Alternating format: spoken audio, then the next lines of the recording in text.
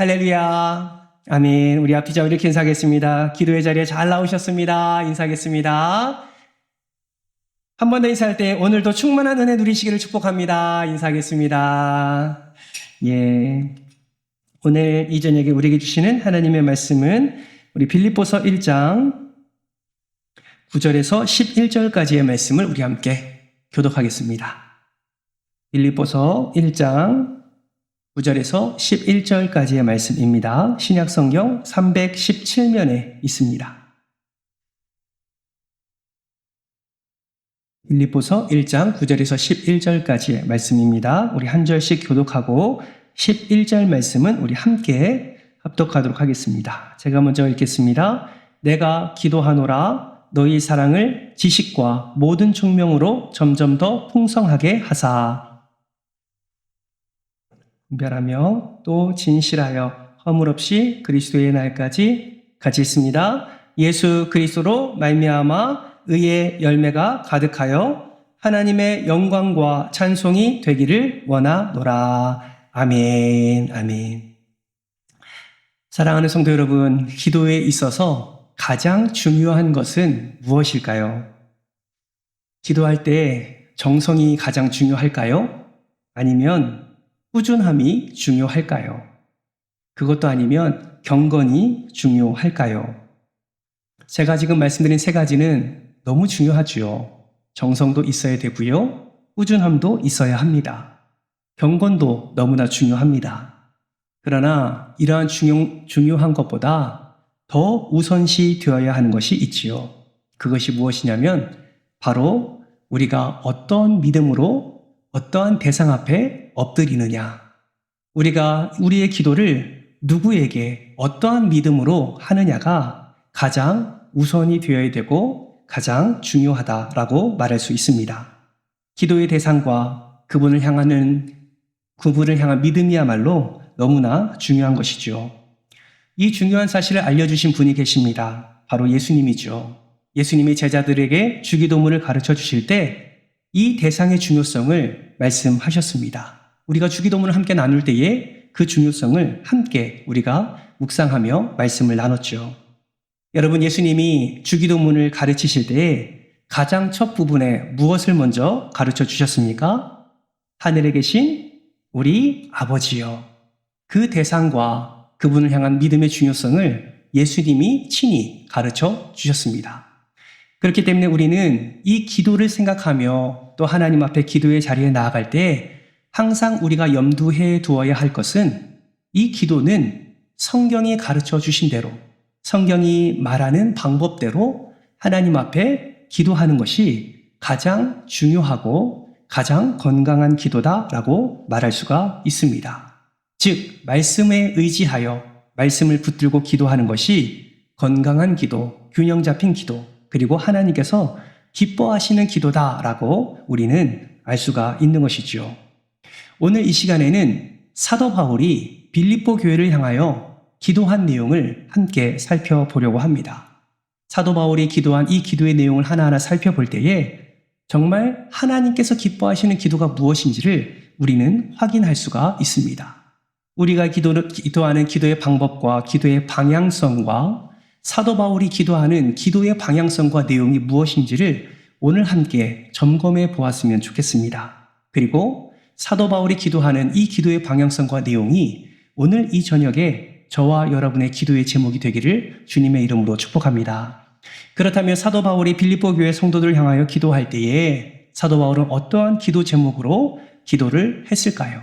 오늘 이 시간에는 세 가지를 함께 살펴보려고 합니다. 첫 번째 기도 제목은 사랑이 더욱 풍성해지기를 사도 바울은 기도했습니다. 여러분 9절 말씀 다시 한번 같이 한번 읽어볼까요? 9절 말씀 함께 있습니다. 시작! 내가 기도하노라 너희 사랑을 지식과 모든 총명으로 점점 더 풍성하게 하사.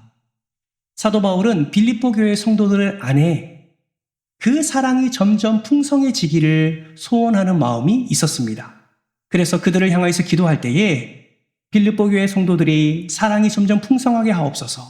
그들 안에, 그 교회 안에, 그 성도 가정 안에 하나님의 사랑이 점점 더 풍성하게 하여 주옵소서라고 기도하는 모습을 구절 말씀을 통해서 우리가 확인할 수가 있습니다. 그런데 구절 말씀에서 또 하나 발견할 수 있는 것은 무엇입니까? 어떻게 해야 사랑이 점점 더 풍성해질 수 있는가에 대한 그 방법적인 부분도 우리가 확인할 수 있지요. 여러분 구절 말씀을 다시 한번 보실까요? 두 가지의 방법을 사도 바울은 이야기하고 있습니다. 너희의 사랑을 무엇과 무엇으로 점점 더 풍성하게 하사? 지식과 모든 총명으로 점점 더 풍성하게 하사라고 사도 바울은 이야기를 하고 있습니다. 여러분 도대체 여기서 말하는 지식이 무엇이길래 사도 바울은 사랑이 점점 더 풍성해지는 하나의 방법으로 지식을 말하고 있을까요? 여러분 사도 바울이 말하는 지식은 일반적인 의미에서의 지식을 말하지 않습니다. 일반적인 의미의 지식, 헬라어로 그노시스라고 말을 하는데 이 구절에서 말씀하는 그 지식은 그런 일반적인 지식을 지칭하지 않습니다. 그러면 사도 바울이 말하는 지식은 무엇을 의미하냐? 에피그노시스라는 단어를 쓰는데 이것을 직역하면 지식 위의 지식이라고 해석할 수 있습니다. 무슨 말이냐? 다른 말로 표현하면 이 에피그노시스, 지식 위의 지식은 하나님을 아는 고상한 지식을 의미합니다. 영적인 지식을 의미하는 것이죠. 사도 바울은 알고 있는 것입니다. 하나님께서 기뻐하시는 사랑, 그 사랑이 점점 더 풍성해지는 방법은 세상적인 지식, 일반적인 지식이 점점 많아지면서 그 사랑이 풍성해지는 것이 아니라 하나님을 아는 고상한 지식, 하나님을 아는 영적인 지식이 차고 넘칠 때에 그곳에 하나님의 사랑이 더 풍성하게 임하게 된다는 사실을 사도 바울은 알고 있었던 것이죠. 그래서 빌립보 교회 성도들을 향하여 기도할 때에 주님, 이 지식, 하나님을 아는 지식이 풍성하여져서 그들 안에 사랑이 점점 더 풍성해지게 하옵소서라고 기도하고 있는 것을 우리는 확인하게 됩니다. 사랑하는 성도 여러분, 참된 사랑은요, 하나님을 아는 지식에서부터 비롯된다는 사실을 믿으시기를 주님의 이름으로 축복합니다. 사랑하는 성도 여러분, 질문합니다. 여러분 삶 속에, 여러분의 가정 안에, 여러분의 직장 안에, 여러분의 자녀들의 삶 속에 하나님이 기뻐하시는 그 사랑이 풍성해지시기를 여러분 소망하십니까? 여러분 소원하십니까? 그러면 크게 아멘 해보세요. 소원하십니까? 예, 우리는 그렇게 소원합니다. 근데 그 소원의 방법이 뭐라고요? 에피그노시스. 하나님을 아는 지식이 많아지면 많아질수록 하나님을 향한 그 사랑이, 또 하나님이 부어주시는 그 사랑이 충만케 되어진다, 풍성하게 된다라는 것을 사도 바울의 고백을 통해서 우리는 깨닫게 된다라는 것이죠. 그러므로 저는 이 시간 여러분에게 축복합니다. 여러분의 삶 속에 하나님이 기뻐하시는 사랑이 풍성하게 일어나기를 주님의 이름으로 축복합니다. 더 하나님을 아는 고상한 지식이 여러분의 삶 가운데 더 많아지기를 주님의 이름으로 축복합니다. 고상한 지식을 알 때, 영적인 지식이 쌓여져 갈 때 하나님을 경험하고 하나님에 대한 사랑을 만나고 하나님에 대한 사랑을 알아갈 때 그때마다 부어주시는 하나님의 놀라운 사랑이 풍성하게 임한다는 사실을 여러분 꼭 기억하시기를 바랍니다. 두 번째 조건이 무엇이었죠? 모든 총명으로 라고 이야기합니다. 여기서 말하는 총명은 헬라어로 아이스데시스라는 단어를 씁니다. 여러분 이 단어는요, 신약 성경에 유일하게 빌립보서 1장 9절 말씀에만 나와 있는 단어입니다.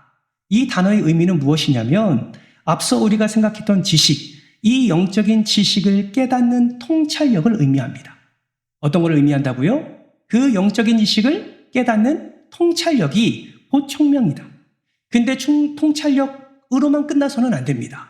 깨닫는 그 통찰력을 가지고 깨달은 바, 그 실천할 수 있는, 순종할 수 있는 그 힘을 가리켜 총명이다 말하고 있다라는 것입니다. 여러분 아무리 많은 영적인 지식이 우리 안에 있어도요, 그 영적인 지식을 가지고 실천의 자리에 나아가지 않으면 우리는 총명의 은혜를 누릴 수가 없다라는 것이죠. 영적인 지식을 깨닫는 통찰력에다가 그 깨달은 바를 실천하고 순종할 수 있는 힘이 더해지게 될 때에 비로소 우리 안에 총명의 지식이 쌓여져 가고 그 총명으로 말미암아 우리는 하나님이 기뻐하시는 사랑을 더 풍성하게 누리게 된다라는 것입니다. 여러분 제가 서울에서 사역할 때에 우리 운총교회에 부임하기로 결정이 되고 많은 분들과 이별의 상황 속에서 섭섭하기도 하고 또 아쉽기도 하고 그러한 환송의 시간이 있었습니다. 사임하기 전날 토요일 날 갑자기 청년회장이 저를 부르더라고요. 목사님, 시간 좀 되시면 잠깐 와주시겠습니까? 갔더니 약 청년 20명 정도가 한 부속실에서 저를 기다리고 있었어요. 그리고 환송회를 해줬습니다. 생각지도 않은 일이었는데 환송회를 했어요. 아쉬움과 섭섭함과 또 축복 속에 서로를 향하여 또 격려하고 위로하고 그런 시간을 가졌습니다. 그리고 나서 청년 한 사람 한 사람이 저에 대해서 이러한 질문들과 또 하고 싶은 말을 하는 시간을 가졌습니다.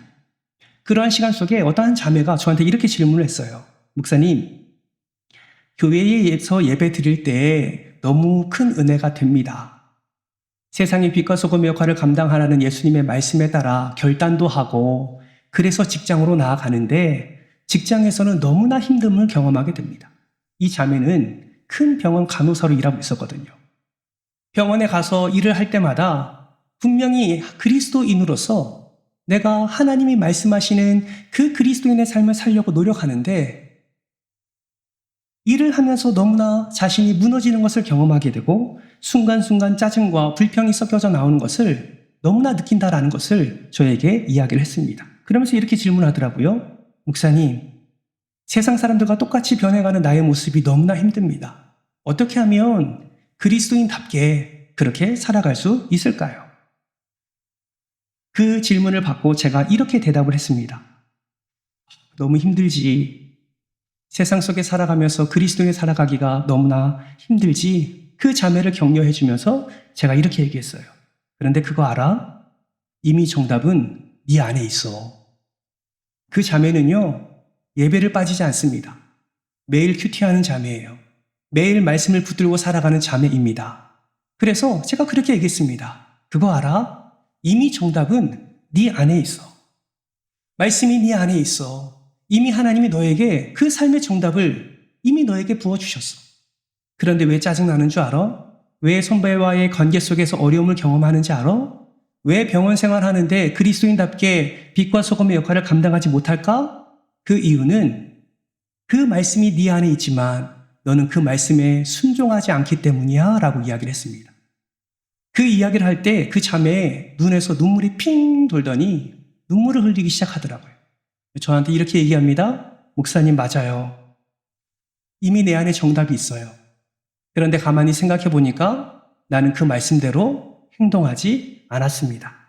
지금부터라도 그렇게 살아가도록 노력해 보겠습니다. 여러분, 대부분의 그리스도인들이 이러한 삶을 살지 않습니까? 여러분, 사도 바울은 빌립보 교회 성도들을 향해서도 그들의 삶 속에서 말씀이 이미 있고 그 정답이 이미 있고 그럼에도 불구하고 그 통찰력, 그 깨달음을 실천하지 아니하는, 순종하지 아니하는 그 빌립보 교회 성도들을 바라보면서 지금 기도하고 있는 것입니다. 주여, 지식과 모든 총명으로 그들의 안에 사랑이 풍성해지기를 원합니다. 사랑하는 성도 여러분, 저와 여러분의 삶 속에서도 이러한 은혜가 일어나기를 주님의 이름으로 축복합니다. 그저 세상 속에서 내가 살아가는 방식대로, 그저 세상 사람들이 살아가는 방식대로 그저 살아가는 것이 아니라 매일매일의 삶 속에서 하나님을 아는 고상한 지식과 그 영적인 지식이 깨달아지고 그 깨달은 말씀을 가지고 실천할 수 있는 힘, 그 총명의 은혜를 우리가 삶 가운데 누림으로 말미암아 매일매일의 삶 속에서 부어주시는 하나님의 놀라운 사랑을 충만히 누리시기를 주님의 이름으로 축복합니다. 이것이 우리의 기도 제목이 되어야 된다는 것이죠. 두 번째, 사도 바울은 올바른 분별력을 허락해 달라고 그렇게 기도를 합니다. 오늘 본문 10절 상반절 말씀은 이렇게 말씀합니다. 너희로 지극히 선한 것을 분별하며. 여러분, 여기서 사용되는 분별이라는 단어는 두 가지의 개념으로 사용됩니다. 이 말은 라틴어로 시네세라라는 단어를 사용하는데 위조지폐를 구분해내다 라는 뜻을 가지고 있습니다. 즉, 종이돈이 진짜인지 가짜인지를 구분해낼 때 이 단어를 사용한다라는 것이죠. 또 제사를 드릴 때 이 단어를 사용합니다. 구약시대에는 제사를 드릴 때 짐승을 하나님 앞에 바쳐야 하지요. 이때 이 제물에 대한 검시관이 있었습니다. 그래서 그 제물이 흠이 있는지, 찢긴 데는 없는지, 병든 데는 없는지 하나하나 조사하여서 흠이 없다고 판정이 되면 제단의 제물을 드릴 수 있었던 것이죠. 그때 사용했던 분별이라는 단어가 바로 지금 10절에 사용된 분별이라는 단어입니다. 분별은 흠이 있는지 없는지를 구분해내는 능력을 말하고 있는 것이죠. 그런데 성경에 이 분별이라는 단어가 또 다른 비슷한 단어 의미로 사용되는 단어고 나타나는 경우도 있습니다. 구약 성경에는 이 분별이라는 단어가 경영이라는 단어로 표현되어 있습니다. 일반적으로 경영이라는 것은 정치적, 경제적 용어로 알고 있지만 이 어원이 성경 안에 있습니다. 히브리어로 경영은 더 중요하고 덜 중요한 것을 구분해내서 먼저 해야 할 일과 나중에 해야 할 일을 분별하는 능력을 경영이라고 말을 하는 것이죠. 이것은 특별히 사랑이 꼭 필요한 능력입니다. 우리의 사랑은 욕심과 이기심으로 어그러져 있는 모습이 너무나 많기 때문에 무엇이 중요한지, 무엇을 먼저 해야 되는지 분별하는 것이 필요하다라는 것이죠. 사도 바울은 이것의 중요성을 너무나 잘 알고 있었습니다. 그래서 빌립보 교인들이 먼저 해야 할 것, 무엇이 중요한지를 잘 분별해서 흠이 없는 것으로 하나님 앞에 나아갈 수 있기를 소망하는 마음으로 사도 바울은 선한 것을 분별할 수 있도록 은혜를 더하여 주옵소서라고 기도를 하고 있는 것이죠. 이뿐만 아니라 그들을 향해서 한 가지 더 기도합니다. 우리 10절 하반절 말씀을 보시면 또 진실하여 허물 없이 그리스도의 날까지 이루고 라고 기도하는 모습을 우리는 보게 됩니다. 여러분, 여기서 말하는 진실은 어떤 의미일까요? 여러분, 고대 사람들이 진실에 대한 두 가지의 개념을 갖고 있습니다. 첫 번째 개념은 무엇이냐면 덧칠하지 않는 상태와 두 번째는 햇빛에 비추어서 테스트가 끝난 상태를 의미합니다. 진실이라는 개념이 무엇인가 덧칠하지 않은 상태 또는 햇볕에 비추어 테스트가 끝난 상태를 의미한다라는 것이죠. 왜 이러한 뜻을 의미합니까? 고대에는 도자기가 아주 번성했습니다. 도자기에 두껍게 칠하는 것보다 얇게 만들어서 만든 것이 더 비쌌다고 합니다. 왜냐하면 만들기가 그만큼 어려웠기 때문이죠. 그런데 도자기를 얇게 만들면 불 가마니 속에 도자기를 넣었을 때 잘 깨지거나 금이 간다라고 합니다. 그래서 이것을 다시 만들려면 오랜 수작업이 필요한 것이죠. 그런데 그 당시에도 나쁜 마음을 품은 사람들이 있었던 것 같습니다.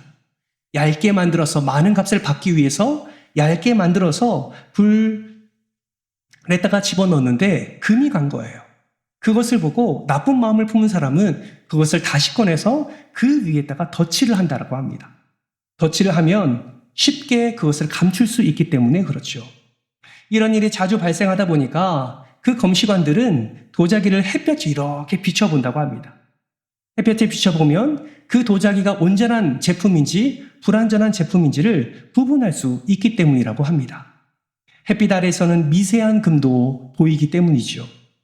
사도 바울은 빌립보 성도들이 하나님과 사람 앞에 그의 삶이 드러날 때에 모든 인격과 모든 성품에서 흠과 티가 없기를 바랬던 것입니다.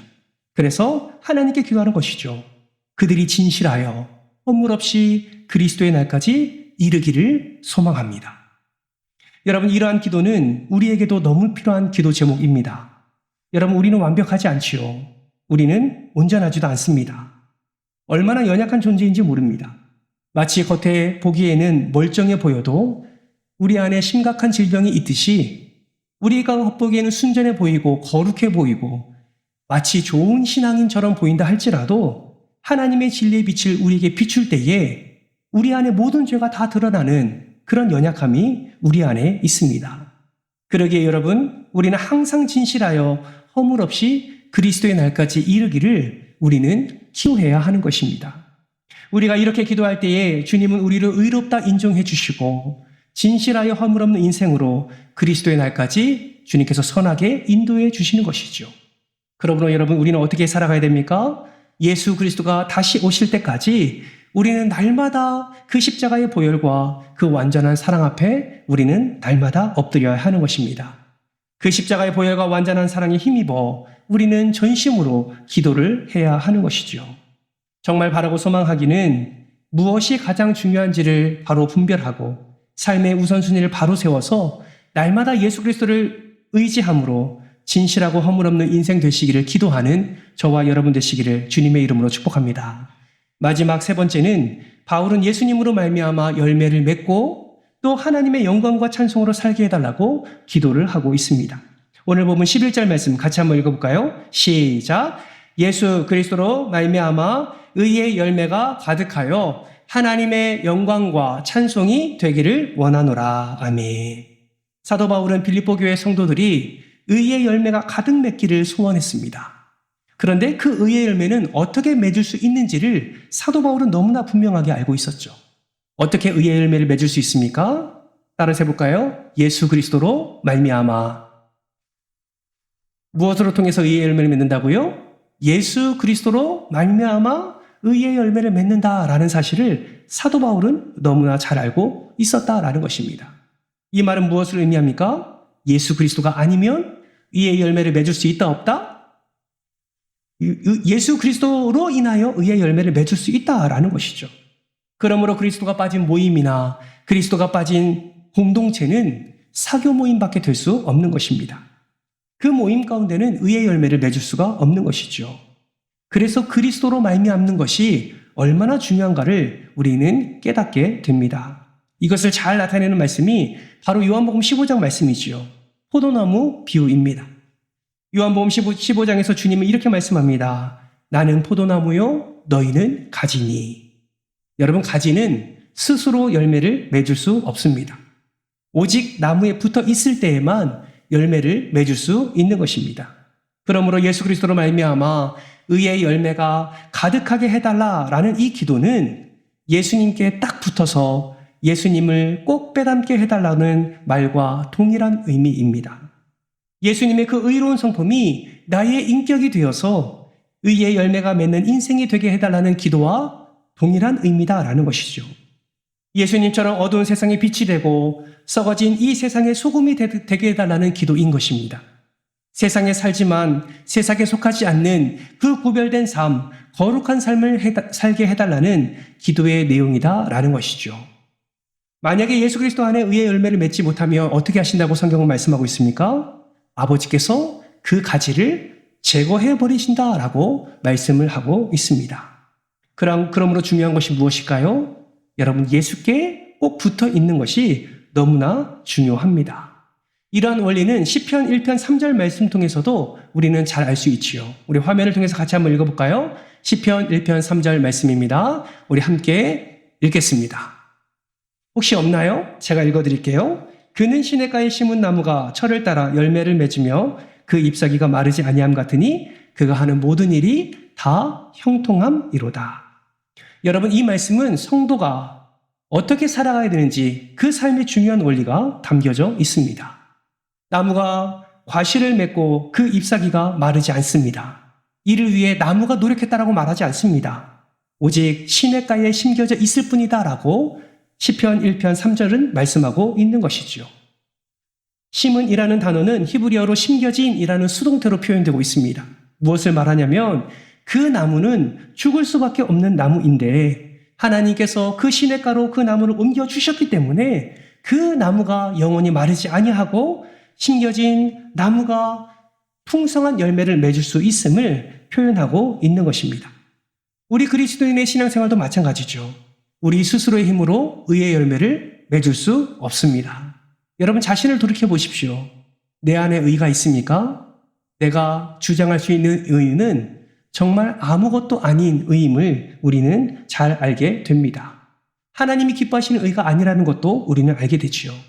하나님이 기뻐하시는 의를 우리는 맺기 위해서는 어떻게 해야 됩니까? 그 의의 근원 대신 예수 그리스도께 붙어 있어야만 그분이 주시는 생기로 말미암아 우리는 힘을 얻고 열매 맺는 삶을 살게 되는 것입니다. 그러면 우리는 무엇을 위해 기도해야 됩니까? 사도 바울의 빌립보 교회를 향하여 예수 그리스도로 말미암아 그들에게 풍성한 의의 열매가 맺게 하여 주옵소서라고 기도했던 것처럼 주님, 예수님께 꼭 붙어 있어서 내가 예수로 말미암아 내 삶 속에 가정 안에 또 자녀들의 인생 가운데 오직 의의 열매가 풍성히 맺기를 우리는 마음을 다해서 기도해야 하는 것입니다. 그러한 열매를 맺을 때 그 열매가 하나님께는 영광이요, 하나님께는 찬송이요, 하나님께는 우리가 올려드릴 간곡한 예배가 된다라는 것을 우리는 반드시 기억해야 될 줄 믿습니다. 말씀을 맺겠습니다. 사도 바울은 빌립보 교회 성도들에게 3가지 기도를 하는 것을 우리는 보게 됩니다. 첫 번째, 사랑이 풍성하게 하여 주옵소서. 두 번째, 올바른 분별력을 갖게 하여 주옵소서. 세 번째, 예수 그리스도로 말미암아 의의 열매를 맺고 하나님의 영광과 찬송이 되게 하여 주옵소서. 이 기도 제목이 오늘 저와 여러분의 기도 제목이 되기를 주님의 이름으로 축복합니다. 이 3가지 기도 제목의 공통점 발견하셨습니까? 그 공통점은 나의 욕심을 채우는 기도가 아무것도 없다라는 거예요. 하나님이 기뻐하시는 기도 제목으로 사도 바울이 기도하고 있다라는 것입니다. 여러분, 오늘 이 저녁 기도하실 때 나의 욕심을 다 내려놓고 내 안에 채우고자 하는 정욕 다 내려놓고 이생의 자랑 다 내려놓고 하나님이 기뻐하시는, 하나님이 주인 되시는, 하나님이 우선되는 그 기도로 주님 앞에 나아가지 않으시겠습니까? 또한 우리가 이 3가지 기도 제목으로 기도할 때 주여, 사회적으로, 정치적으로, 경제적으로, 관계적으로 어떤 어려움과 문제 앞에 놓여 있을 때라도 주님을 향한 지식과 그 총명함으로 하나님을 더 사랑하는 자리로 나아갈 수 있도록 나를 붙잡아 달라고, 그 예수 그리스도로 말미암아 내가 하나님께서 맺게 하시는 의의 열매를 풍성하게 맺어 하나님께 영광 올려드리는 삶을 살게 해달라고, 하나님을 높여드리는 기도, 하나님을 자랑하는 기도, 하나님을 기뻐하는 기도, 나의 어떠함이 아니라 하나님의 어떠함이 나타나는 그 기도로 주님 앞에 엎드리는 귀한 시간 되기를 주님의 이름으로 축복합니다. 그럴 때에 하나님께서 우리 삶 가운데 필요한 모든 것을 하나님께서 더하여 주실 줄 믿습니다. 이것을 믿는 믿음으로 주님 앞에 엎드릴 때에 오늘 이 기도의 시간은 하나님의 영광으로 충만한 기도의 시간이 될 줄 믿습니다. 누가 이 기도 제목으로 오늘 전심으로 하나님께 기도하시겠습니까? 한 분도 빠짐없이 오늘 이 3가지 기도 제목으로 하나님께 나아가 하나님의 은혜를 간구하고 하나님이 채우시는 놀라운 영광을 충만히 맛보시는 귀한 여러분 되시기를 주님의 이름으로 축원합니다.